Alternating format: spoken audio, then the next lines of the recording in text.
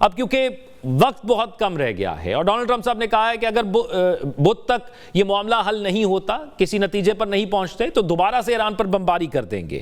یہ جو 24 گھنٹے پہلے تبدیلیاں ہوئی تھی وہ واپس ریورس ہوتی ہوئی نظر آ رہی ہیں۔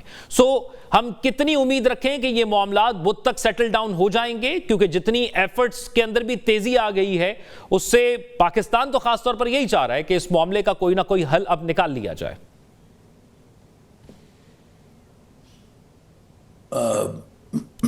سکسیسفل ہو سکتے ہیں، جو ہماری جو کوششوں کی وجہ سے کچھ سمجھوتے آتے نظر آ رہے ہیں، نیوکلیئر ایشو کے اوپر بھی اور کوئی اور مسئلے جو سینکشن وغیرہ کے جو مسئلے ہیں ان پہ میرے خیال میں کچھ سمجھوتا ہونے کے امکان ہیں۔ سب میں بڑا مسئلہ جو رہ گیا تھا یہ ہرمز کا تھا۔ اس میں پہلے ایران نے کہا تھا کہ یہ جب تک کہ لیبنان میں سیز فائر نہیں ہوگا تو ہم ہرمز نہیں کھولیں گے۔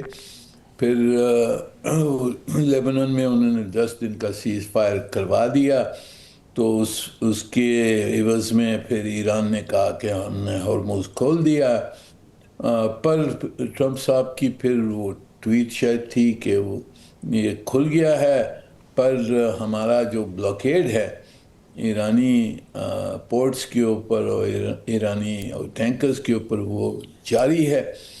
تو میرے خیال میں وہ ایران نے دیکھا کہ یہ تو ایک طرفہ ہوگا اور ڈسکرمنیٹری ہوگا، ایران کو صرف اگر ایران کو بلاکیڈ کیا تو انہوں نے پھر ہرمز کو بند کر دیا۔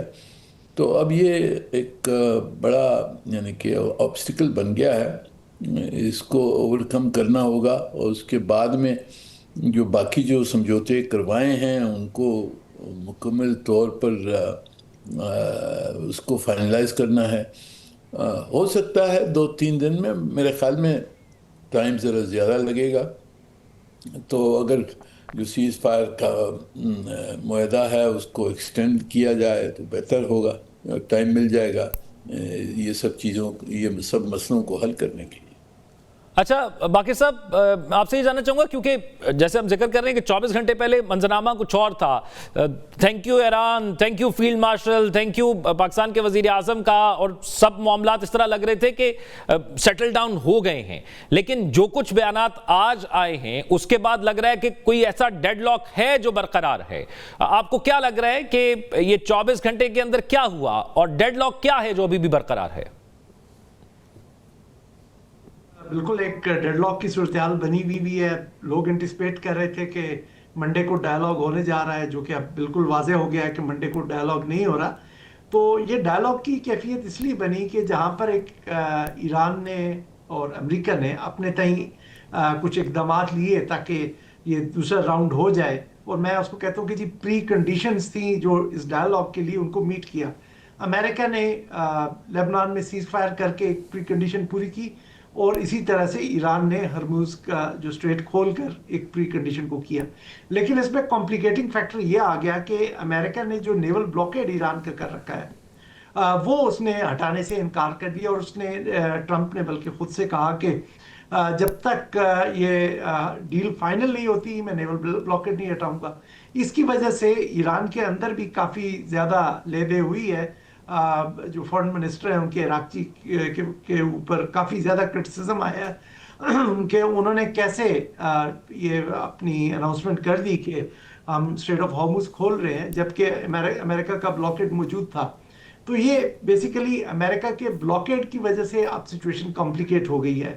آج بھی ٹرمپ نے کہا ہے کہ مجھے بلیک میل نہیں کیا جا سکتا، لیکن صورتحال اب بگڑتی جا رہی ہے، اور جو آپٹیمزم ہمیں میرا خیال میں کل تک نظر آ رہا تھا وہ آپٹیمزم اس طرح سے نہیں نظر آ۔ منیر اکرم صاحب، اب اس سچویشن کے اندر جو بڑا ڈیڈ لاک ہمیں نظر آتا ہے وہ تو صورتحال میں یہی نظر آتا ہے جو انرچ یورینیم کا معاملہ ہے، جس میں ڈونلڈ ٹرمپ صاحب کی ایک ٹویٹ بھی تھی کہ وہ US کے پاس آ جائے گا۔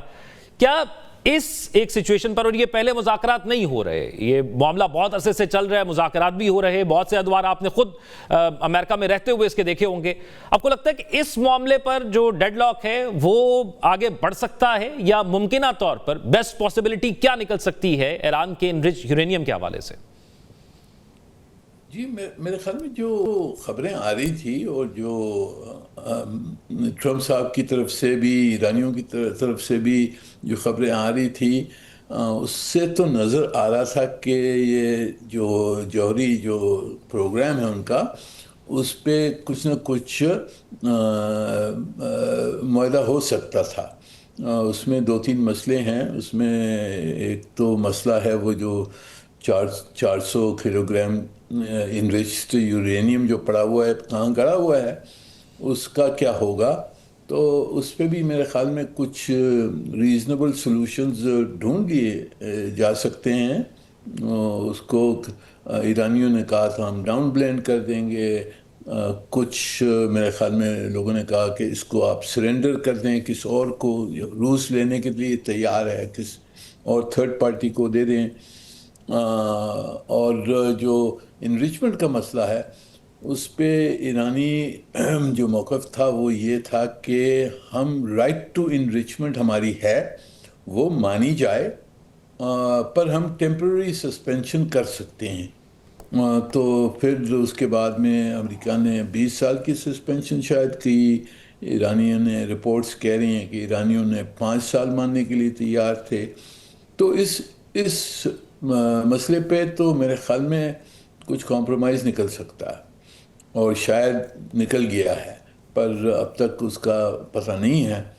پر اس کے بعد میں جو ٹرمپ صاحب نے 2-3 یہ ٹویٹس وغیرہ کی ہیں، نہ صرف یہ ہرمز کے بارے میں، پر یہ نیوکلیئر مٹیریل جسے وہ کہتے ہیں نیوکلیئر ڈسٹ، اس کے بارے میں انہوں نے کہا کہ ہم لے لیں گے۔